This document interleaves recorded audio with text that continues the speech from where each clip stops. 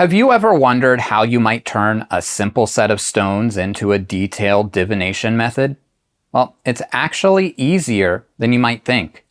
My guest today is an expert on lithomancy, which, in short, uses stones, crystals, or other small objects to gain insight.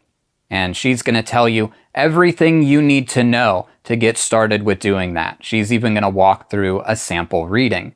And I can pretty much promise you that by the end of this episode, you'll be ready to start doing some readings of your own. Allow me to introduce Jessica Howard.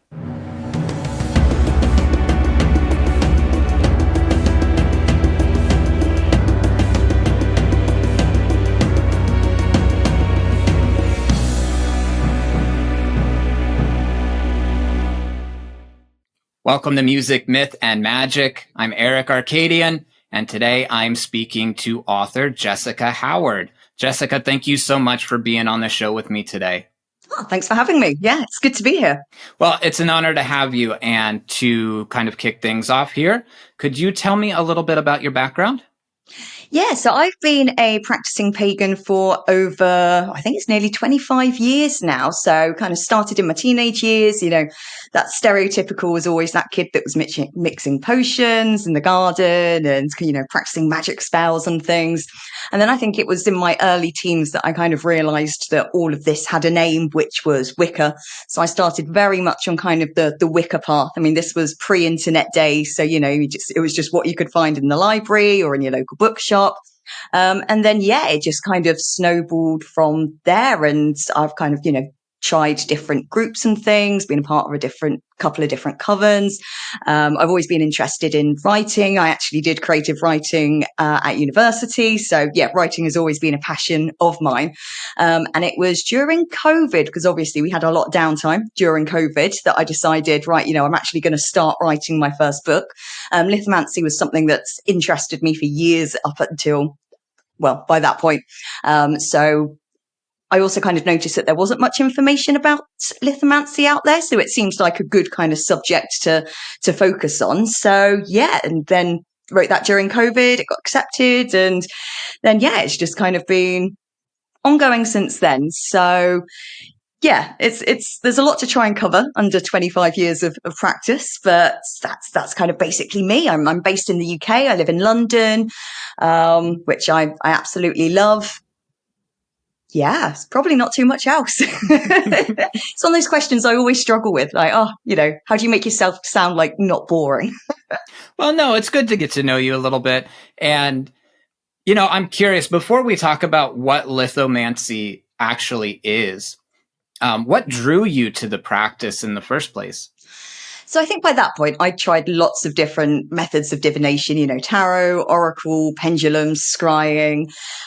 And nothing had really kind of clicked with me. So whilst I was living down in the south of England, I was actually a part of Rachel Patterson's School of Kitchen Witchcraft, because I kind of lived in the area, and that's how I met Rachel and got to know Rachel. And one of the workshops that they were running was on lithomancy. So I'd never heard of it at this point, but decided to go along, and it just clicked with me instantly in kind of a way that other divination methods haven't. And I think there's so many appeals to it, but I think I really liked the fact that there being so little information on it meant that you could really kind of personalize it and work with it and make it your own. It's quite a creative practice because you get to make your own set and you can really define kind of the messages and the meanings of the stones. It's also quite cheap. You can just go outside and pick up some stones from the garden to create your own kit. So there was lots about it that really kind of appealed to me. And after that workshop, I just kind of kept working with it. And it was mostly that kind of connection that I felt with it the first time that I used it. You kind of get that aha moment. And it was very much that with me. That's really interesting. You say one of the things that appealed to you was that there was so little information about it. And to a lot of people, that would probably be like a turnoff to a divinatory practice. Like if they couldn't find information, they would feel like it's not something that they could pursue. So that's really cool. So before we get too deep into this, what is lithomancy? Let's explain it for everybody. So, lithomancy is a divination practice, and essentially it uses stones, crystals, charms. The kind of the traditional way is just using stones, but you can, I quite often mix crystals, seashells, coins into my sets. Each one of them has an assigned meaning. So, you might have one that represents love, you might have one that represents money, or they can represent more abstract messages, kind of similar to tarot. So, a particular stone might signal, new opportunities opening for you. Again, you can kind of assign any meaning that you want. And then you simply just kind of collect them and cast them onto a mat. And you look at where the stones have fallen in relation to each other to kind of read the messages. And, you can kind of look for symbolisms in the patterns that they form as they fall to kind of help you build a reading and an interpretation. So it's one of those that is quite simple in its actual kind of delivery. So it's really easy for beginners to pick up. You could, start with something simple like a yes/no set that literally has 2 stones. I've seen sets with, upwards of 20 stones. So yeah, one of the benefits as well is that you can really kind of adapt it to your own ability. But essentially, yeah, that's what lithomancy is in a nutshell. Okay, so I have a couple questions on like getting really oddly specific with lithomancy. So first of all, I'm a rune guy, okay? I read runes a lot. Now, I have a rune set that is crystals and stones, but it has runes carved on them. So if I cast that set of runes, would you say that that is under the category of lithomancy, or is that something separate, and how is it different? It's a really interesting question, especially because there are other methods, bone casting, for example, that, you could say is very similar. So I think it is an interesting question as to, would something like that be lithomancy? I think it probably, for me personally, I would say it depends on how you're reading them, because within lithomancy, we quite often work with a personal stone. So you read the stones in relation to where they fall with your personal stone, which I assume you probably wouldn't have with runes. I can't say I'm a big rune person myself. But yeah, I would say that the main difference with lithomancy is the way that you interpret the messages of the stones, kind of based on the patterns and things that they fall in. Okay, very interesting. That was something I was wondering as I was reading your book. Another thing, you wrote that there is no wrong way to do lithomancy, and I'm also wondering, since you wrote the book, do you still feel that way? Is there anything you've encountered and you were like, "Oh no, that's I take it back. That's the wrong way to do it." Is there anything that kind of sets off your alarm bells like that? Honestly, I haven't seen anything that's made me go, "Oh, hold up, like this isn't quite it." I mean, I've definitely kind of had when I've been creating sets and I've said, okay, I want to give this stone this meaning and this stone this meaning, and then I've actually kind of, cast the stones and tried to interpret it and being like, yeah, this doesn't make any sense. I don't have the right messages. I don't have, the right kind of energies working here in the set. To be honest, I haven't seen anybody do it in a way that I'd probably say no, like unless you're, I don't know, throwing your stones up in the air and flinging them out across the space, or yeah, I think that's kind of one of the things that I'm kind of wary of as well, because there's not much information on lithomancy out there. I mean, if you do a cursory, Google search, you'll quite often see people saying, oh, lithomancy was, used in the British Isles back in the 13th century, but we can't actually find any historical evidence for that. And I don't want to be that gatekeepy person that says this is the right way of doing it and this is the wrong way of doing it. Like, I've got my way of doing it, and obviously the book is me sharing my way of doing it. But again, one of the reasons, as we picked up on, I love it, is because there's so little information on it that, yeah, I truly believe there is no wrong or right way, and just because this is the way that I do it doesn't mean that it's, the one and only correct way of doing it.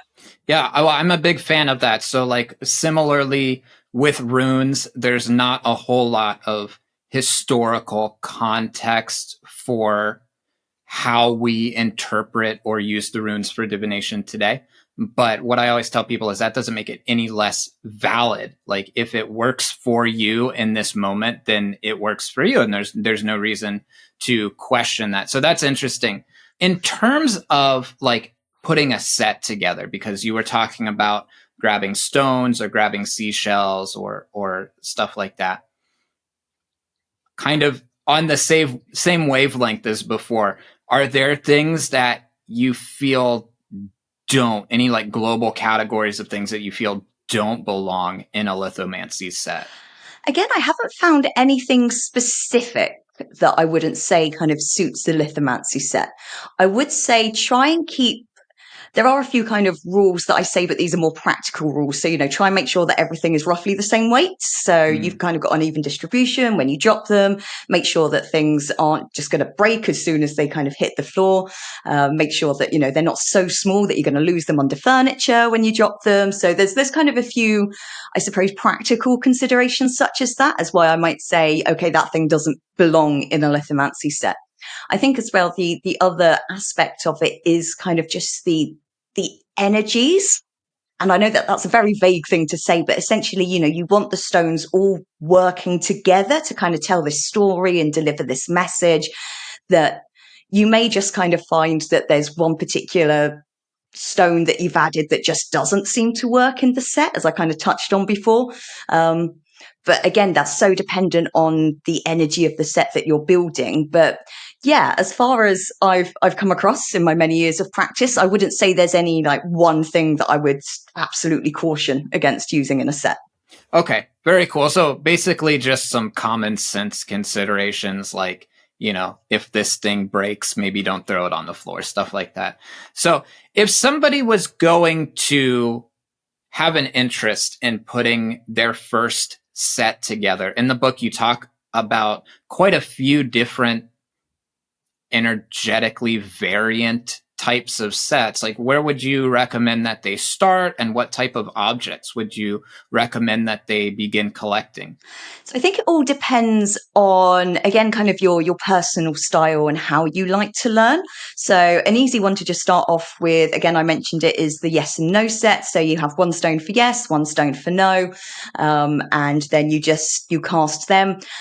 We usually use, so it's optional in lithomancy to have what we call a personal stone. So the personal stone just represents you. And you read the stones kind of in relation to the personal stone. If you decide not to use a personal stone, then you read the stones that fall closest to you and kind of work your way out like that. But I've personally always used a personal stone in my set. So a yes stone, a no stone, and then your personal stone, and then you just kind of cast them and see whether it's the yes or the no stone that falls closer to your personal stone. So there's also the kind of the astrological correspondences lithomancy set. So this is the set, I suppose, for lack of a defined set is probably the best way to put it. So that aligns with specific astrological correspondences, and then some key themes as well, such as happiness, etc. So it is quite a large set, and the interpretations can be quite in depth.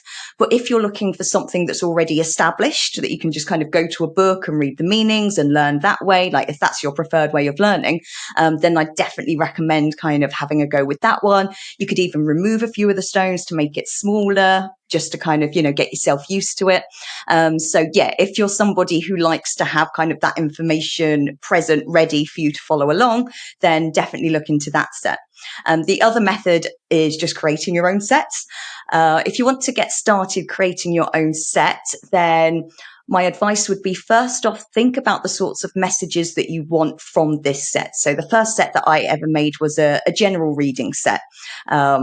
But you might decide to create a set specifically for relationship questions, or a set specifically for career focus questions. So first kind of have a think about the type of set that you want to create. And then once you've done that, you can start thinking, okay, what sort of questions would I ask it? And what sort of messages would I be hoping for? So, if you're doing a general relationship set, then You might want to focus on, a stone for a masculine energy, a stone for a feminine energy. You might want a stone that represents staying together, a stone that represents kind of taking a step back. If you're doing a general reading set, then you might have, one stone that represents relationships, one stone that represents finances, one stone that represents health.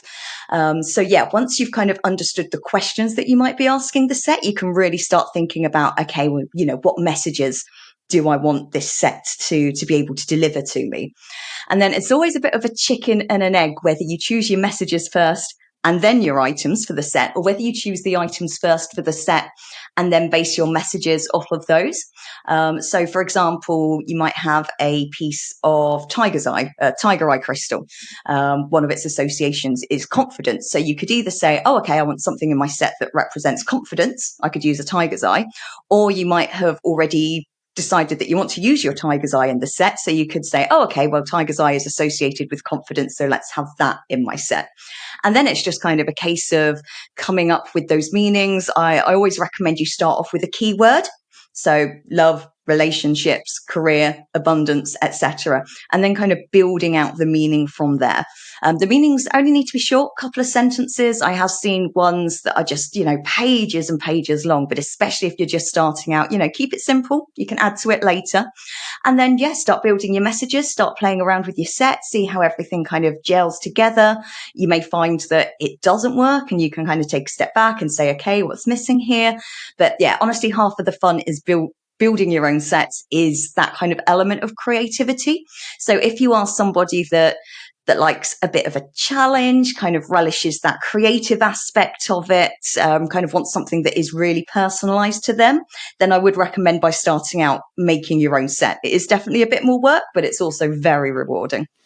Okay, so I have a couple questions on that. First of all, so you mentioned a lot of different types of like specialized sets. How many sets do you have? Oh my goodness. So I've got my general reading set, which is the set that I created kind of all those years ago, and I still use that quite regularly. I have a set that I created, which is just around kind of love and relationships. Sabbats like Litha, which are quite, they're associated with divination, especially for matters of love. So I created that set kind of as a Litha activity. So I do use that one. I've got another one which I built, which is more around it's more based around mental health in a sense. So rather than kind of attributes such as relationships, career, it's more kind of looking at sort of your mental health and making suggestions there as to areas you might want to look into. I've also got a set that I created, which is focused around energy healing. So energy healing is another one of my main interests. So this particular set has a stone that represents each chakra, and then 4 element stones as well. So I can kind of use that when I'm doing energy healing work to help me get an understanding of kind of where there may be energy blockages and areas that you need to work on. I'm in the process of creating another set, which is a dedication to a deity that I've been working with a lot recently. So kind of, to help me kind of speak more to her. And then my final set. So I was quite intrigued because obviously with, tarot cards, you get everything themed tarot. There's Buffy themed tarot. There's, The Office themed tarot. So I was like, okay, maybe I could do something like that with my lithomancy decks. And I'm a huge Tolkien nerd, like absolutely love Tolkien. So I decided to make my own lithomancy set based off Lord of the Rings. So each stone represents a particular character and kind of the meanings are based off of their characters, and all the symbols that I've drawn on the stones are kind of, symbols that were used in the movies or the books, for example.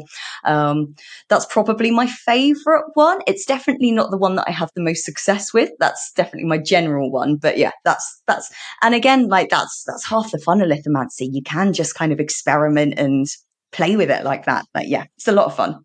But I have many sets.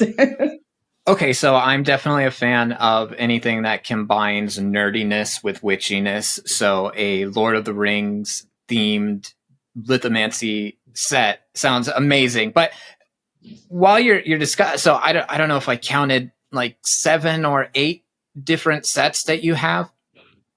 When I was just starting out with years ago learning my chakras and things, I got 8 chakra stone set. And it took me quite a long time to intuitively remember which stone was for which chakra. So with all of these different sets, I mean, you must have like 100 different stones or shells or objects. And I mean, I feel this is an obvious answer, maybe like write it down and practice, but how do you remember what each thing represents? No, it's a good question. So that's one of the reasons that I recommend just starting off with keywords for each of the stones that you assign a meaning to, because it's much easier to just remember keywords. And then you can kind of use your intuition to flesh out those meanings whilst you're doing a reading. So yeah, keywords. I always obviously write things down in a notebook. As you kind of said, practice makes perfect. The more you kind of work with them, the more that you remember those particular meanings. I've got sets that I use, like my general reading set. I use that quite often. I can, I know that off by heart. But like, the Lord of the Rings one, I just kind of made that for fun. So I don't really use it that often. So I do still have to go back to the book and, look at the meanings that I wrote for those particular ones. Another thing as well is you can decorate the stones. Like, you don't just need to keep the stones plain. Like, if you're really struggling, you can just write, the word love on a stone or the word career on a stone. So it makes it really easy whilst you're actually kind of performing the reading to recognize which stone represents what, instead of having to, break your focus to keep referring back to a book. So yeah, any little thing like that you can think of to help really does make a difference. That's really interesting. So once I collect all of these things, let's say I want to make a yes-no set, and then I grab one stone for yes, one stone for no, and I grab one stone for me. Is there anything special that I need to do with those objects before I start doing divination with them?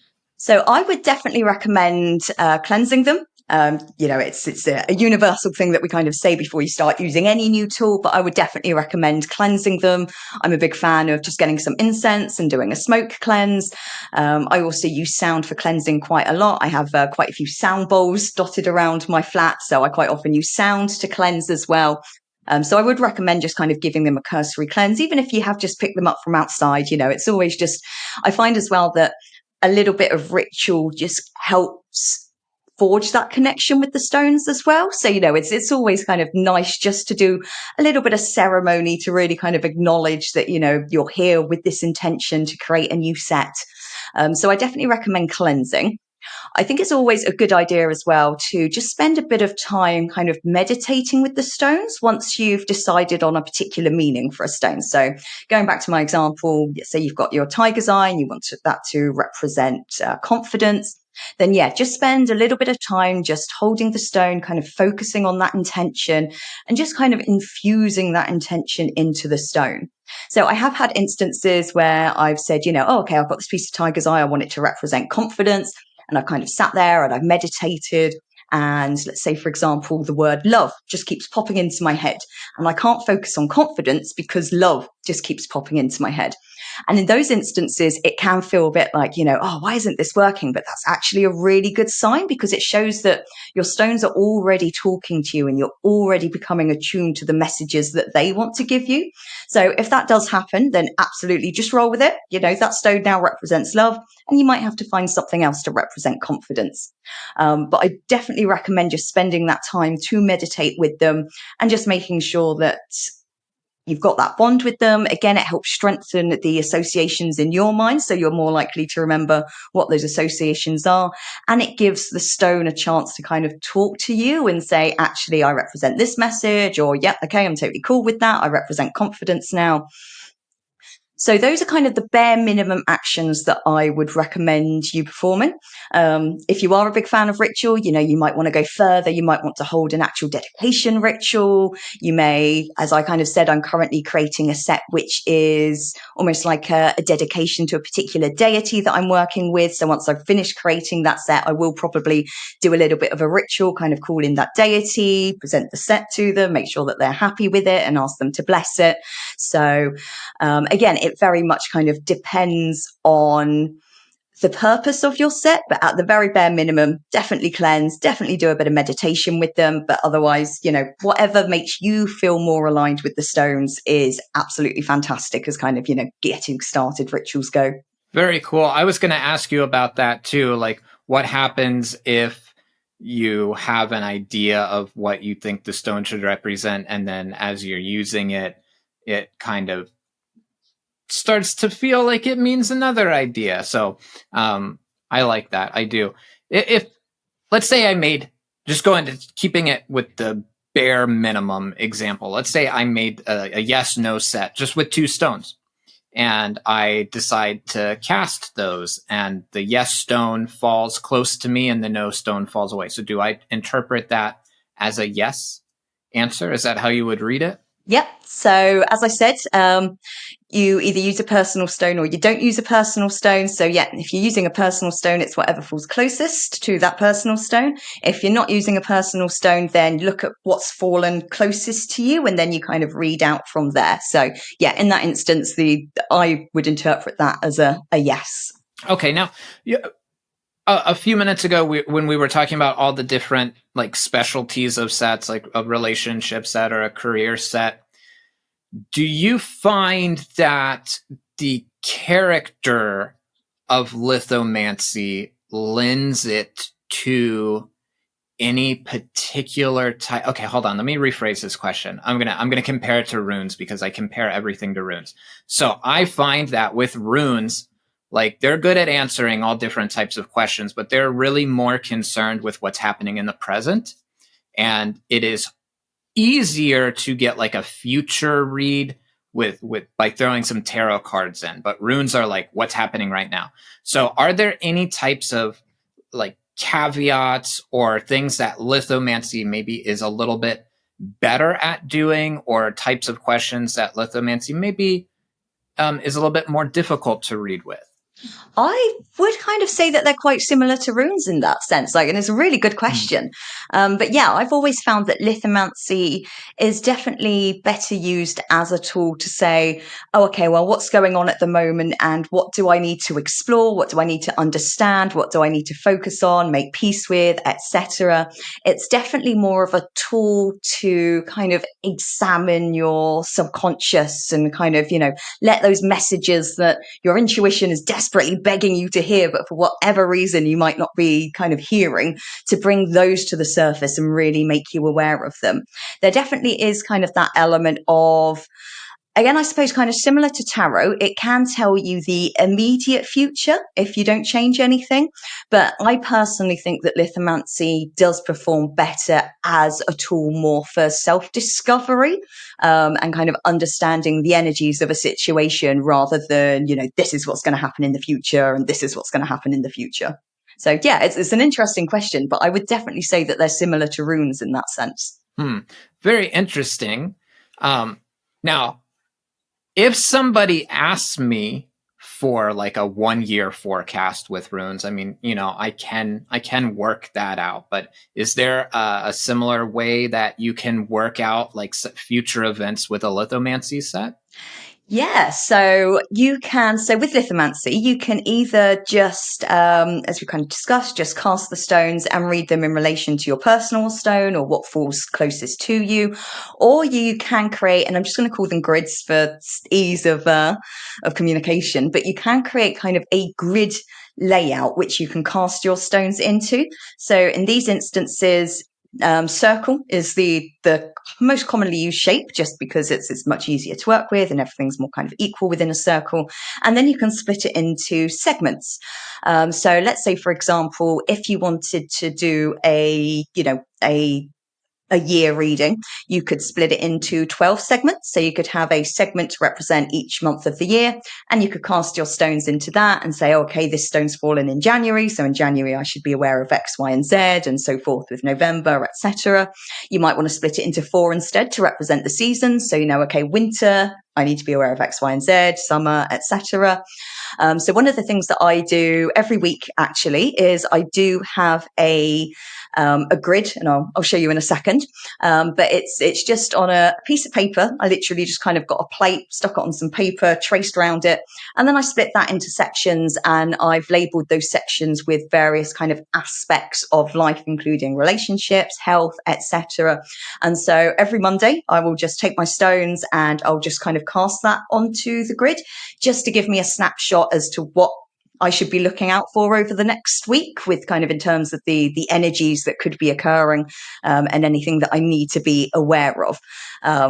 So again, I can show you that in a bit because you do read it slightly differently. But yeah, I personally use that every single Monday to help prepare me for the week. So again, it's something that's really cheap to make. It's really easy to make. You can get creative with it, but it is also a good way of, getting those longer term future readings. Okay, that's really cool. And I think I know the answer to this next question too, but I want to ask it anyway. In the book, you give like a whole bunch of different meanings for different stones or different objects that you could add to your set. And I was wondering, like, where did those meanings come from? Is that mostly personal experience? Yeah, mostly personal experience. So everything that I put in the book are it's kind of my own set. So, everything there is from my own experience. But it is definitely just kind of to get you started, because one of the things that I really like about lithomancy is that you can tailor it, you can personalize it, and you can really make it work with your own kind of symbolism and your own like inner encyclopedia of symbolic meaning. And that is going to be different for everyone. So, for example, roses are often associated with romantic love, but if you've just got back from the funeral of a loved one, there were roses everywhere, you're probably not going to associate roses with romantic love for, a while yet. So I think hopefully I've made it clear that that's just kind of there to be used as a bit of guidance. But at the end of the day, always listen to your own personal understanding of what's symbolic to you and work that into your sets instead. But yeah, I always try whenever I'm writing or kind of recommending anything to base it off of my own experience, just to kind of, then you kind of know it's solid. I've tried it. I know it works for me. It could work for you as well, but if it doesn't, then you've just got to find something that works with your own personal style. No, that's really nice. I think it gives people a good starting point to kind of pick it up and maybe try it out. And then, like you've been saying, time and time again, just work with it. And if things stick out to you and they're a different type of energy, then you can kind of change your set and figure your own thing out. But it gives them a place to get started anyway. So one of the best ways to learn is by doing, right? And we've Absolutely. talked about it a lot, but I think you agreed that you would show it off and kind of perform a little reading. Yes, so I am going to walk you over to my living room space, which is the same room because I live in a tiny little flat. So let me just untangle some wires here. Okay, so yes, I'm going to attempt to do a reading. Hopefully you'll be able to see it with the laptop. I might just have to kind of, we might have to experiment a little bit. But this is the grid that I was talking about earlier. So hopefully you can kind of see that in the webcam there, but I've just split it into several sections with different aspects of life mentioned there. You can see it's a little bit water stained, it's a little bit dirty. I've been using this for 4 years, but again, really easy to make, really simple to make. So one of the reasons that I've moved over here is because I actually have a rug here, and I'm just gonna see if we can. Yeah, There we go. So you can see I've got a rug here. So I recommend that you don't cast your stones onto wooden floor, which is what I've got under here, because that could risk breaking them. You also don't want to do it really close to furniture that things could get lost under. Then you've got to spend hours trying to fish things out from under your furniture. I also recommend not doing it in really thick carpet, because if you use really thick carpet, it's going to stop the stones from moving, and you do want them to be able to kind of roll around a little bit. So something like this, a rug, is absolutely perfect. So the set that I've got here is my general reading set. Just kind of pop that down there so you can see we've got a few items there. So for the purposes of the grid, I'm going to remove the personal stone, because the personal stone doesn't really do much in a reading such as this. So we're going to take that out for now. And then it's just really, really simple. Just pick up your stones, put them in your hands like this. Just kind of roll them around a bit and really focus on your intent. So with this one, my intent is to give me a snapshot of the week ahead. I am going to raise my hands up just so it can get enough height, but essentially all you need to do is just let your hands go and let the stones drop. So let's see what happens when I do it this way. Okay, so hopefully you can see that we've got some stones that have fallen there. So over here, we have a pebble, which has kind of fallen in the spiritual section. So the pebble in this set represents kind of selflessness and putting others first and kind of doing what you can to help out with your community, support those around you, etc. So this kind of shows to me that this week I should focus on kind of getting a bit more involved in the spiritual community, seeing what I can do to help others, even if that's just helping, promote their services or answering questions that they might have on social media, etc. I could offer to do some free readings, which is something that I do quite regularly. So this is telling me that this week I should focus my energy in my spiritual aspect of kind of really getting out there and trying to help and support others. So we can see here, just on the outside of the circle, we've got the green aventurine, which has fallen in the career section. So green aventurine represents kind of relationships, and that's more kind of networking relationships, not romantic relationships, but more kind of friendships, networking. So quite interesting that that's fallen in the career side. This does kind of show to me that this week I should focus on building up positive relationships within my job, or kind of reaching out to others within my industry, etc., to kind of see how that could help my career. Interestingly, I do actually have a job interview tomorrow with a charity that I've wanted to work for ages. So I think this is probably a promising sign that even if, let's say, the interview doesn't work out, there's still an opportunity there to build those connections that might help me at a later date. So another interesting thing to note is that this stone here has fallen quite close to the outside of the circle. So generally in a reading using a grid such as this, you look at everything that has fallen within the circle. But you can also look at things that have fallen really close to the outside of the circle. So we can kind of see here we've got an obsidian, which is technically just outside of the circle. I would definitely read that. I would kind of say, the ones around here probably aren't quite close enough to be considered. So we'll leave those for now. But especially when things fall kind of towards more of the outside of the circle, that probably symbolizes that they are things which aren't of immediate importance this week, or they're going to be things that happen probably a little bit later on, probably more towards the end of the week. Whereas anything that falls kind of closer to the center of the circle will definitely be things that are going to hold more importance, or could be a main focus this week, or things that are going to happen quite soon on. So the final stone that we've got here, as I said, is the obsidian, which has fallen in the dangers section, because, not everything is light and love. I like to make sure that there is a balance within my readings, because, we can't avoid the negative things, unfortunately.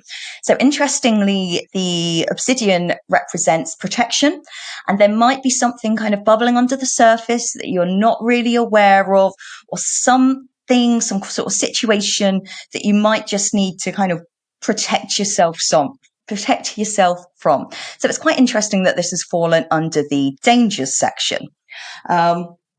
So what you could do then is say, oh, okay, well, I'm quite interested in what's going on here. Like, is there any way I could get more information about this? And in those instances, I recommend that you do a more full reading to really kind of hone in on that. So we'll just very, very quickly do a quick general reading. So gather up all of my items. Have any fallen anywhere that I can't see? I do seem to be missing a shell. There it is. So we'll move that out of the way. So I put my personal stone back in the set. So we're going to do exactly the same that we did before. We've just removed the grid. So focus on your intent. So in this instance, I'm wanting more information about potential dangers that I could face this week, or, a bit of clarity over any situations that I might not have the full picture on. And then we're simply going to let the stones drop. So interestingly, my personal stone has fallen closest to me anyway. So we're going to read the reading out this way. So the stone closest to my personal stone is actually a sea glass. So this sea glass represents kind of unexpected message of joy. So considering that that's fallen the closest, that's probably telling me that I need to be a little bit wary of news that seems too good to be true, because quite often it usually is.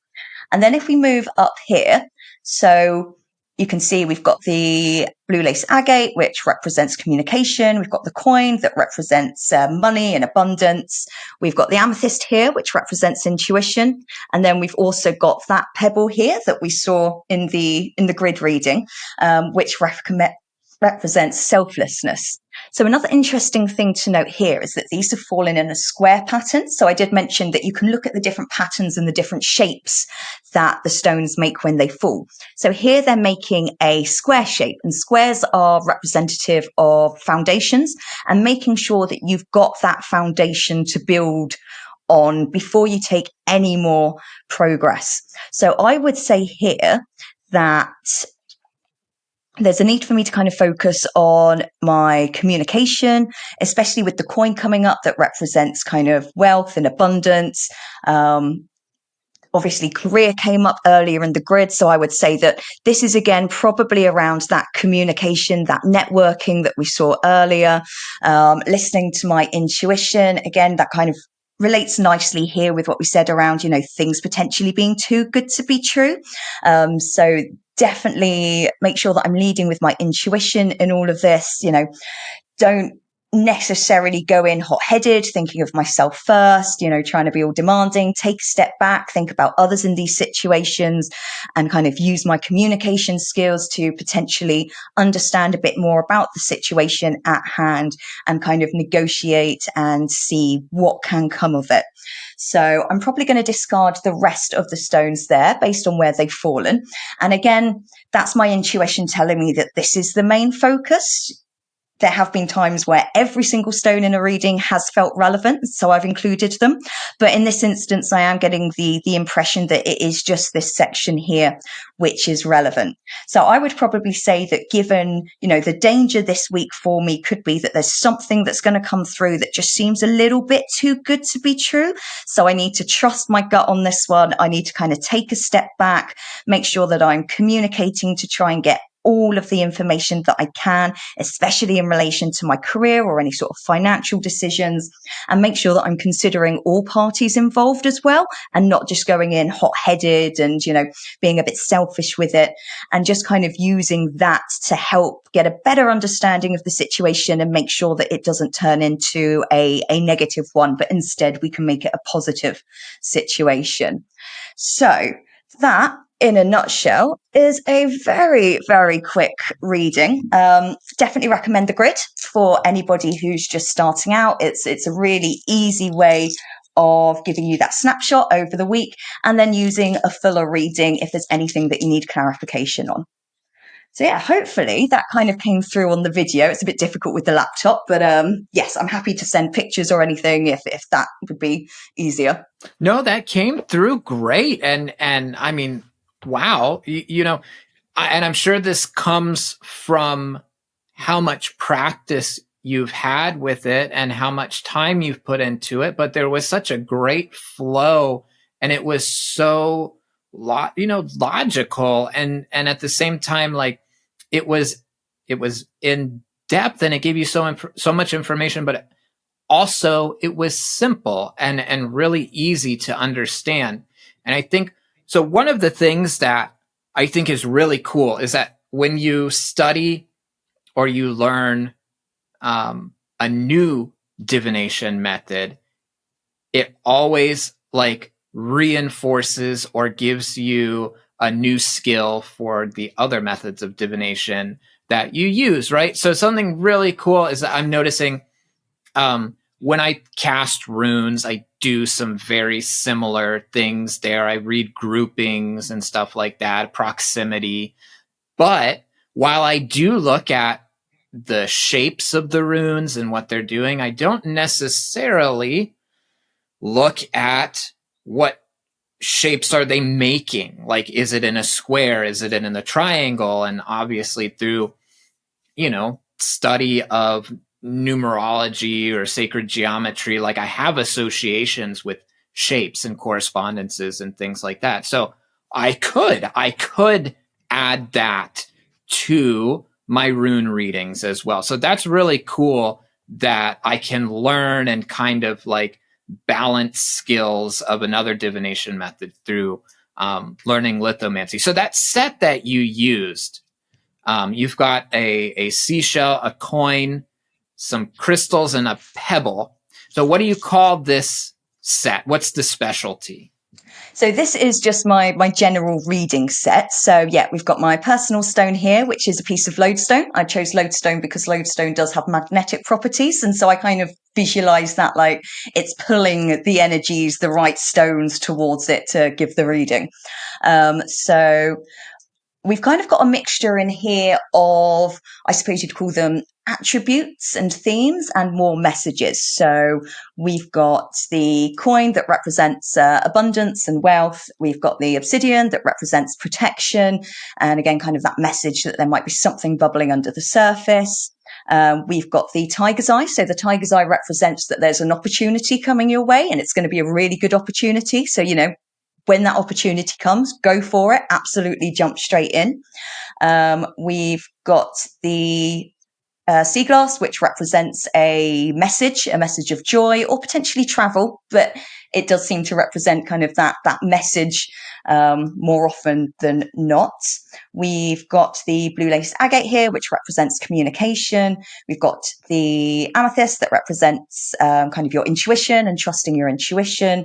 We've got the pebble there that represents selflessness and taking a step back and putting others first and trying to kind of, look at what you can do for others in your community.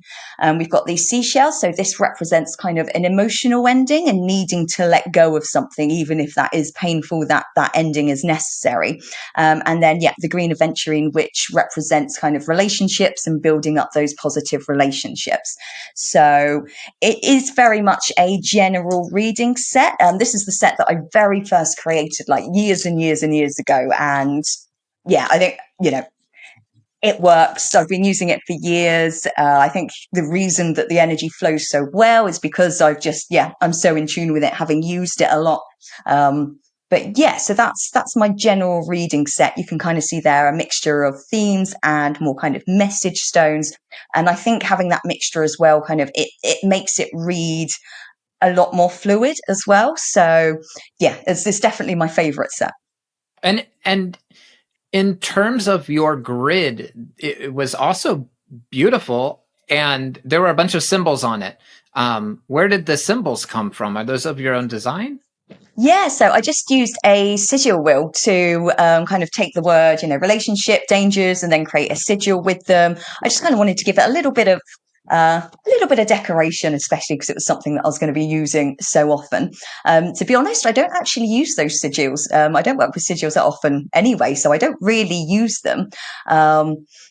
I have kind of been toying with the idea of wondering how potentially I could use lithomancy and perhaps, those sigils, maybe in terms of kind of manifestation, for example, or I do get a feeling there's something there, but I haven't had a chance to explore it. But again, that's another reason that I really love lithomancy, because there's all of these different options that you can, so many different ways you could take it and experiment with it. So, that's very, very simple kind of sigil will.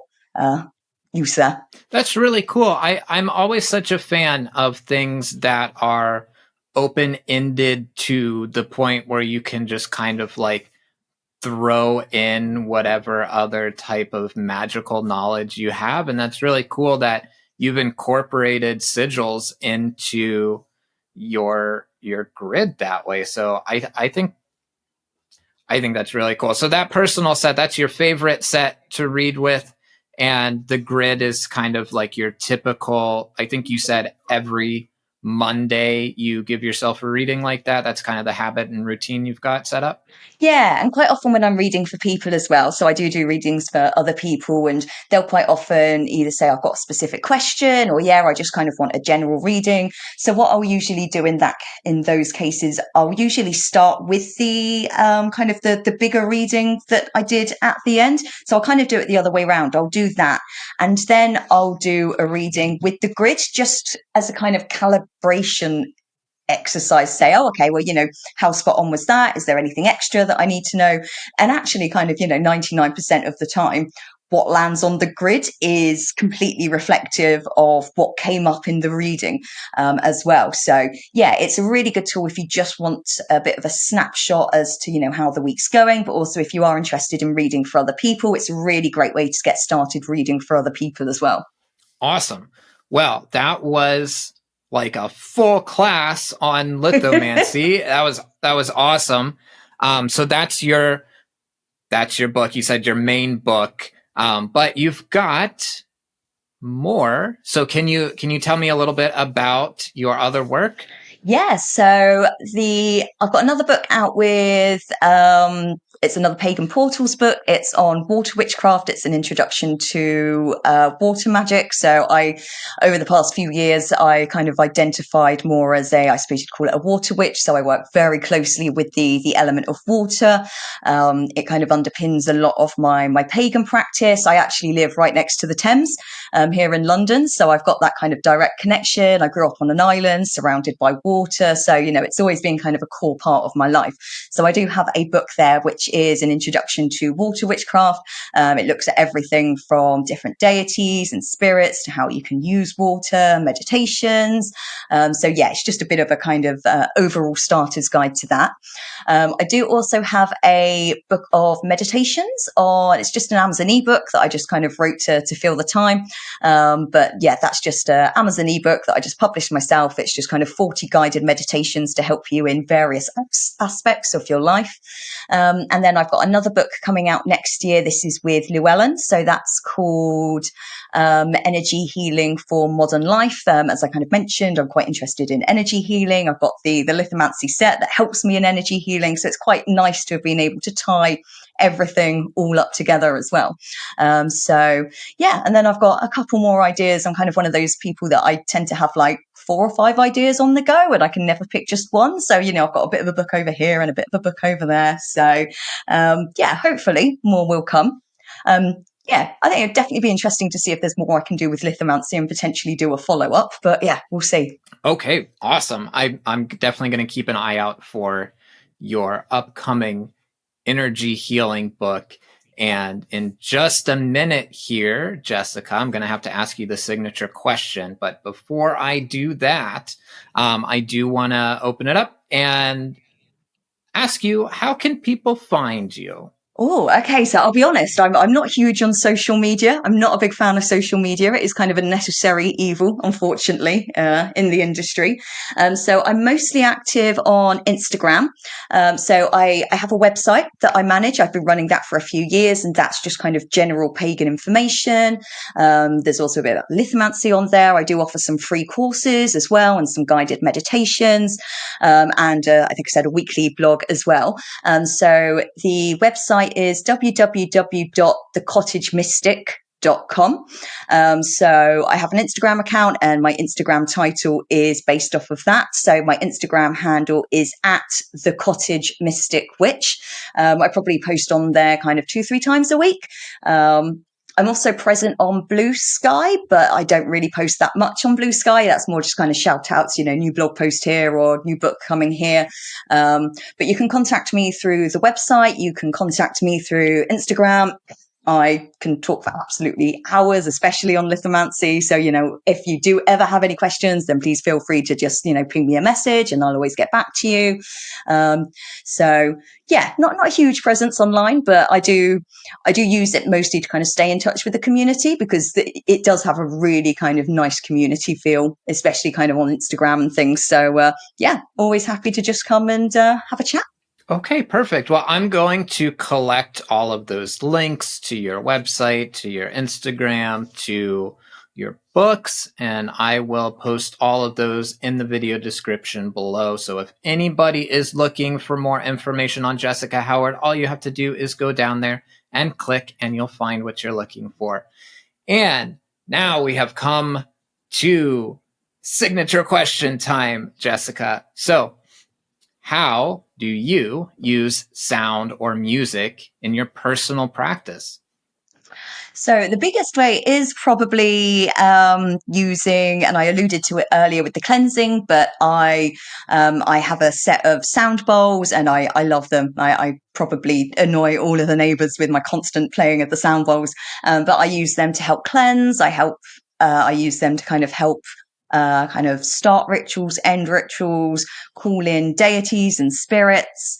I use it to just kind of meditate to relax.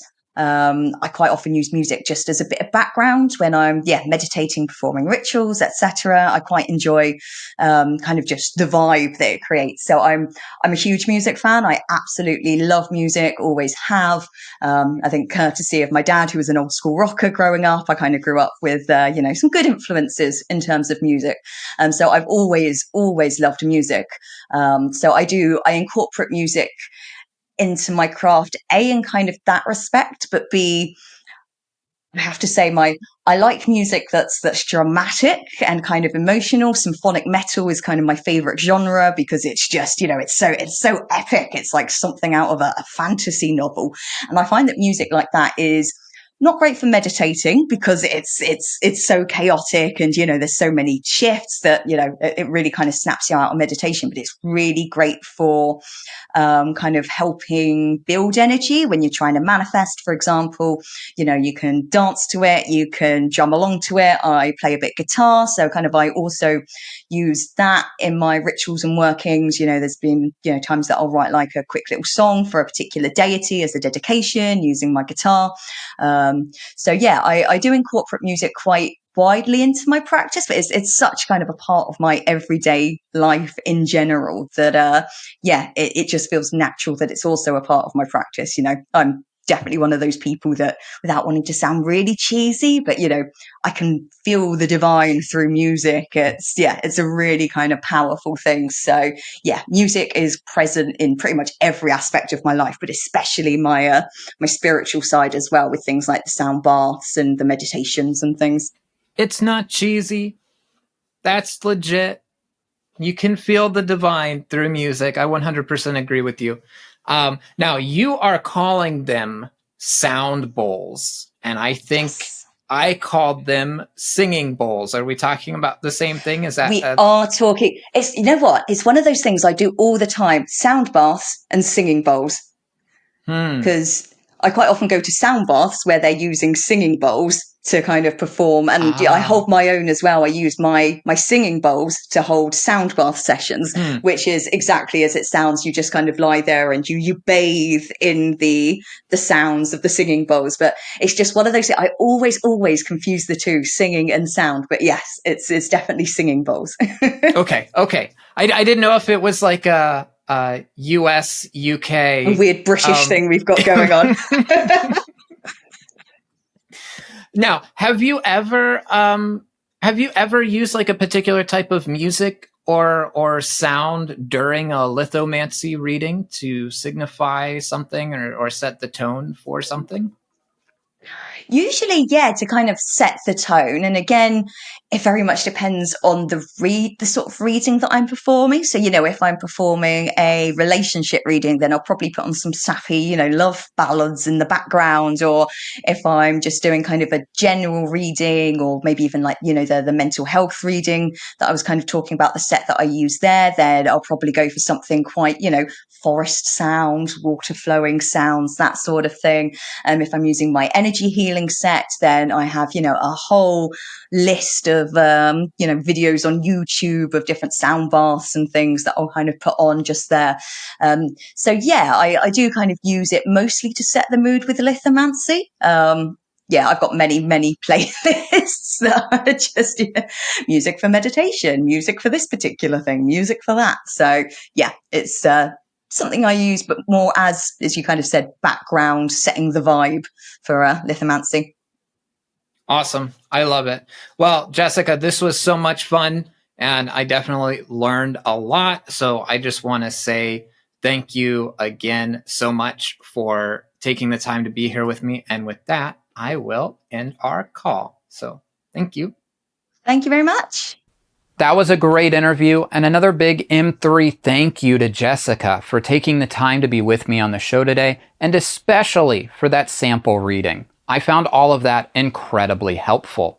If you haven't already checked out her book, Pagan Portals, The Art of Lithomancy, which, by the way, goes into more depth on all the techniques and methods that she discussed earlier, go ahead and grab yourself a copy. That link will be in the video description below. And while you're clicking around down there, I'd really appreciate it if you could make sure that you like this video and subscribe to my channel. Those small actions make a huge difference to me.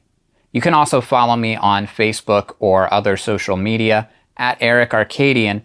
But if you really want to help support me making more content in the future, the best place to do that is my Patreon page.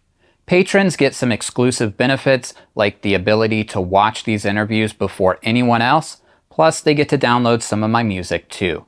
Those links will also be in the video description below. Remember, there's always a way to make music. Until next time.